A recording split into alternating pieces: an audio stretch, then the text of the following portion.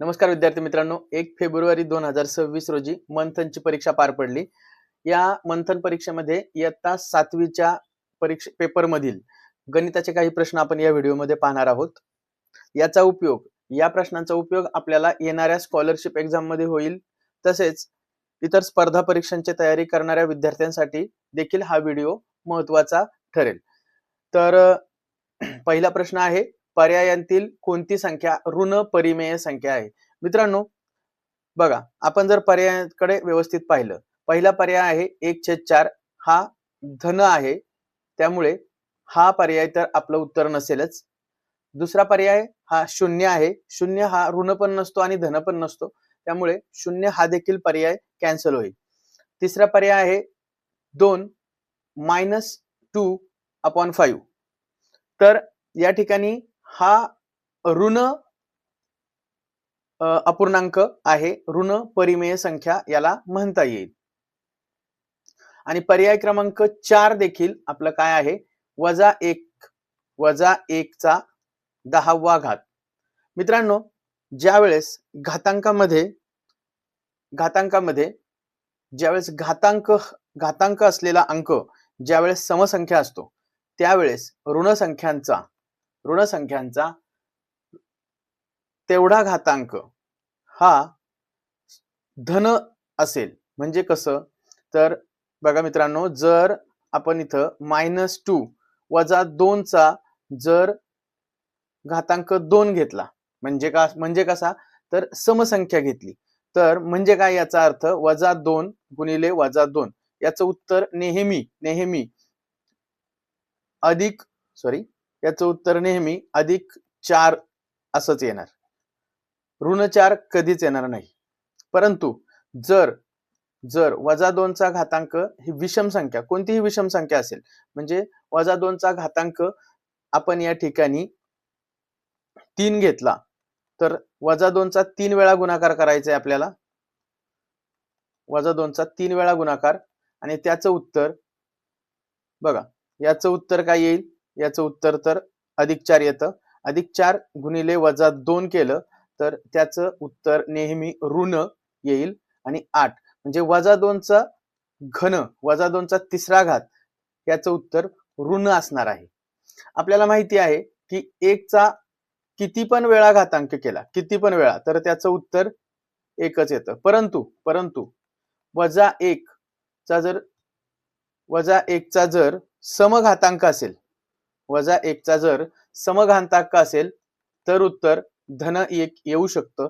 परंतु -1 चा जर विषम घातांक घेतला, तर त्याचं उत्तर -1च येणार. मित्रांनो, या ठिकाणी चौथ्या पर्यायामध्ये -1 चा घातांक 10 आहे आणि 10 ही समसंख्या आहे, त्यामुळे -1 याचं उत्तर, -1 त्याचा 10वा घात, याचं उत्तर अधिक म्हणजे धन 1च येणार. त्यामुळं हा सुद्धा पर्याय चुकीचा येईल आपला. त्यामुळे बरोबर उत्तर आपलं असेल -2/5 हा आपला ऋण परिमेय संख्या याचं उत्तर असेल. पुढचा प्रश्न पाहूयात.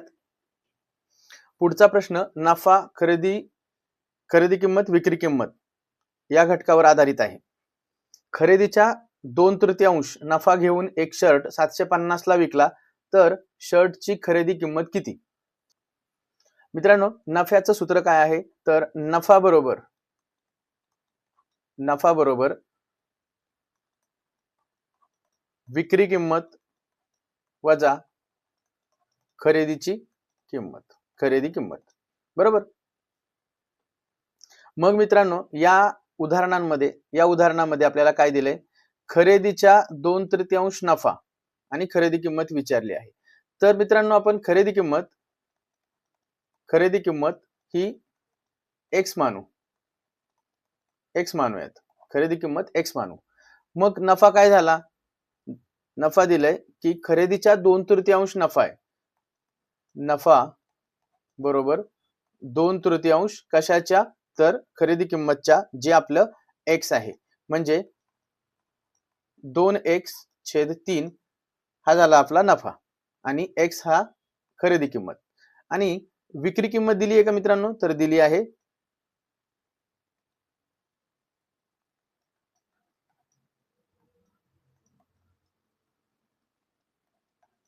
विक्री किंमत दिलेली आहे 750 रुपये.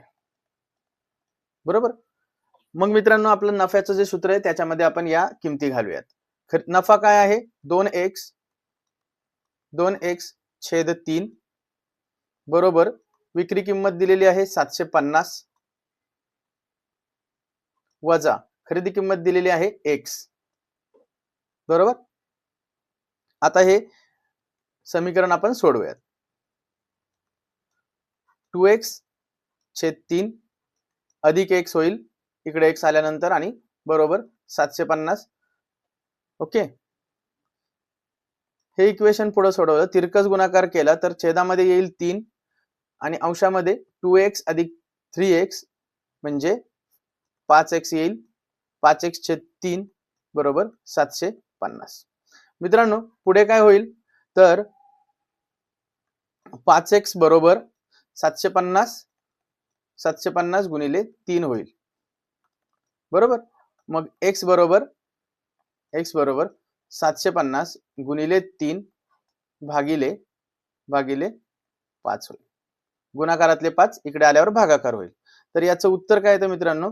याचं उत्तर येईल 5 ने भाग जाईल 750 ला, 15 75 म्हणजे याचं उत्तर इथं 150 येईल.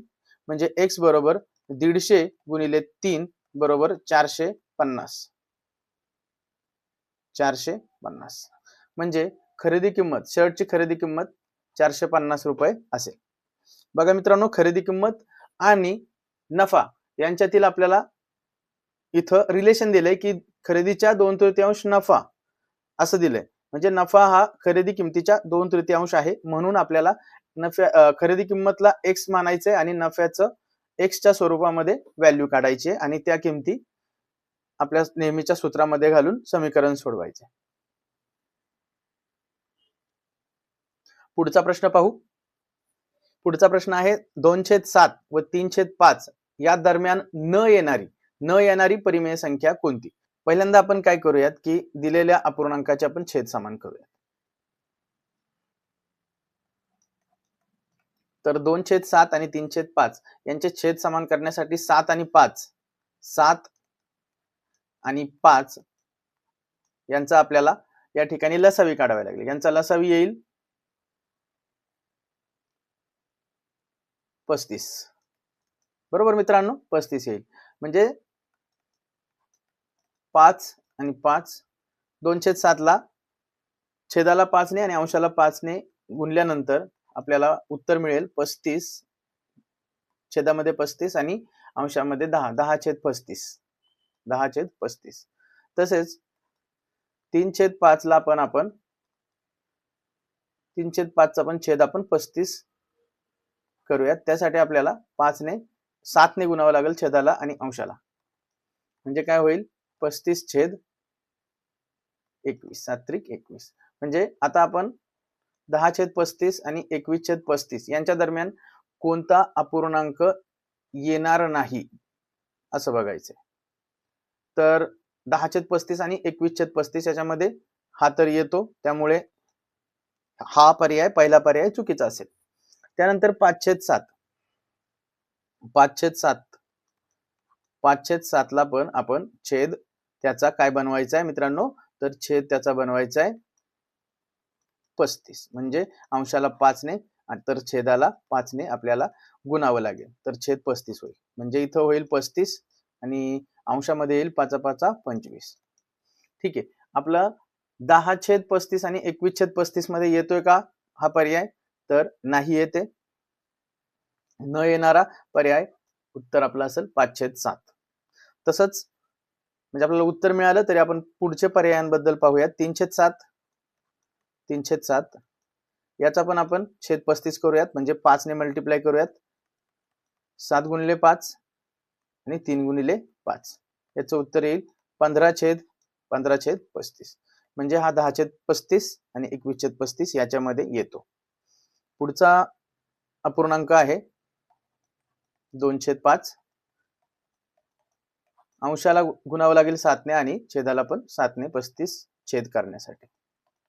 म्हणजे 35 आणि वरती येईल अंशामध्ये 14. 14/35 हा पण 10/35 ते 21/35 यामध्ये येणारा अपूर्णांक आहे. म्हणजे फक्त 5/7 हा पर्याय 10/35 आणि 21/35 म्हणजेच 2/7 आणि 3/5 या दोन अपूर्णांकांमध्ये येत नाही.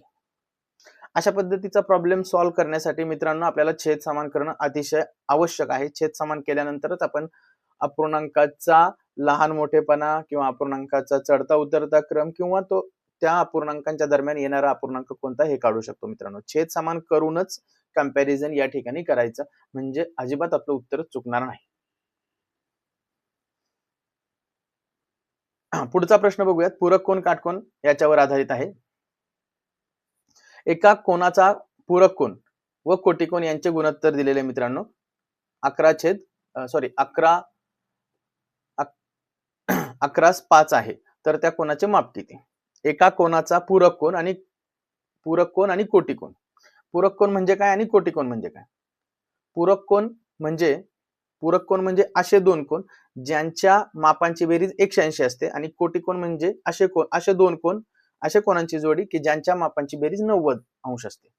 तर या ठिकाणी काय दिले? पूरक कोन आणि कोटिकोन यांचे गुणोत्तर 11/5 दिले. मित्रांनो त्या कोनाचे माप किती? आपण इथं पहिल्यांदा असं समजू, त्या कोनाचे माप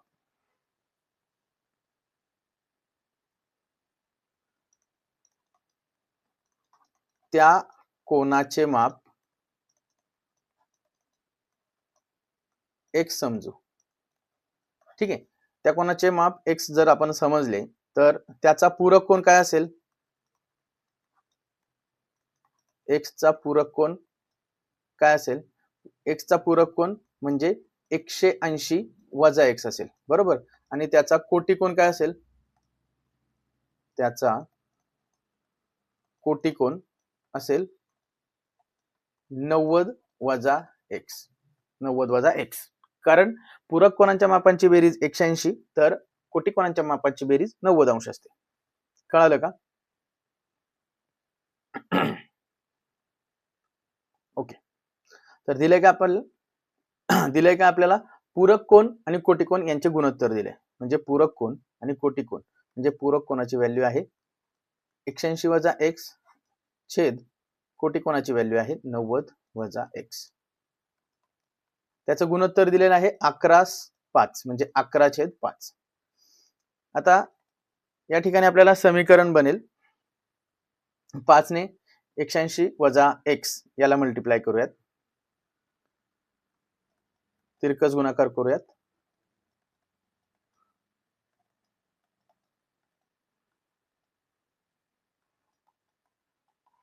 बरोबर. त्यानंतर 18×5 90 म्हणजे 900 वजा 5x बरोबर 11 गुणिले 90 म्हणजे 99 990 वजा 11x. आता x ची पद एका बाजूला घेऊयात आपण.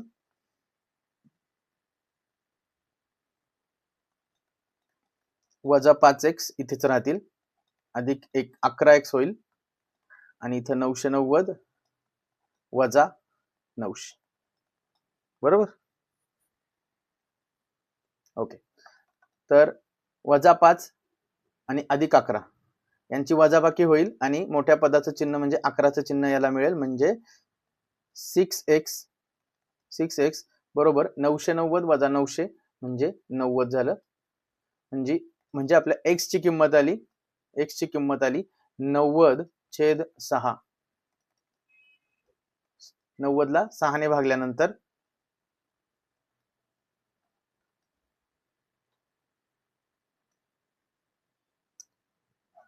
15 उत्तर आपलं येईल. म्हणजे x ची व्हॅल्यू काय आली? x ची व्हॅल्यू आली 15. त्या कोनाचे माप म्हणजे त्या कोनाचे माप आपण x मानलं होतं म्हणून त्या कोनाचे माप आपलं पर्याय उत्तर आहे, अचूक उत्तर आहे पर्याय क्रमांक 2 15. ओके मित्रांनो. तर आता या ठिकाणी आपण 4 प्रश्न पाहिले. 5वा प्रश्न बघूयात. 5वा प्रश्न म्हणजे शेवटचा प्रश्न या व्हिडिओ मधील. कोणत्या चौकोनाच्या सर्व लगतच्या बाजू एकरूप असतील. मित्रांनो, अतिशय सिंपल कन्सेप्टवर आधारित प्रश्न आहे की कोणत्या चौकोनाच्या सर्व लगतच्या बाजू एकरूप असतील.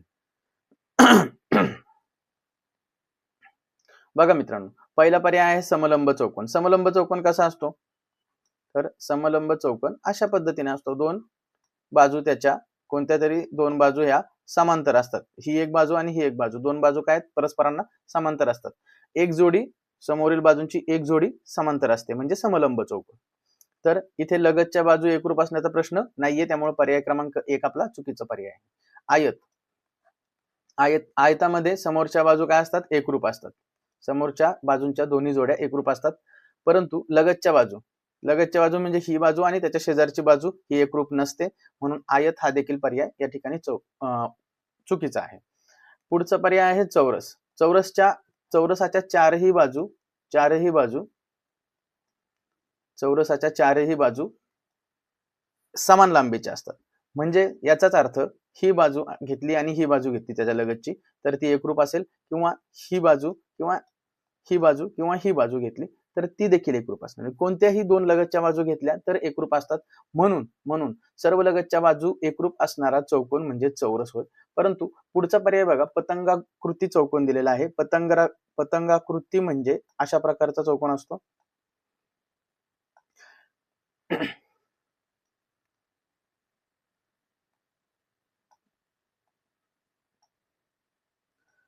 पतंगाकृती चौकोनांमध्ये या लगतच्या बाजूंची जोडी समान असते पण सर्व नसतात. म्हणजे लगतच्या बाजूंची एक जोडी समान असते. या पण ही एक बाजू आणि ही एक बाजू समान आहे, ही एक बाजू आणि ही एक बाजू समान आहे. परंतु जर या दोन बाजूंचा विचार केला तर लगतच्या बाजू समान नसतात. म्हणून सर्व हा महत्वाचा शब्द आहे. सर्व लगतच्या बाजू एकरूप असतील का? तर पतंगामध्ये सर्व लगतच्या बाजू एकरूप नसतात. म्हणजे बरोबर उत्तर आपलं चौरसच असेल. मित्रांनो, या ठिकाणी या व्हिडिओमध्ये आपण 5 प्रश्न बघितले आहेत गणिताचे, मंथन परीक्षा इयत्ता 7वी. पुढच्या व्हिडिओमध्ये आणखी असेच 5 प्रश्न आपण पाहूयात. काही प्रश्न आपण शॉर्ट व्हिडिओच्या माध्यमातून पण पाहूयात. चॅनल सबस्क्राईब करून घ्या मित्रांनो, नक्कीच फायदा होईल. धन्यवाद.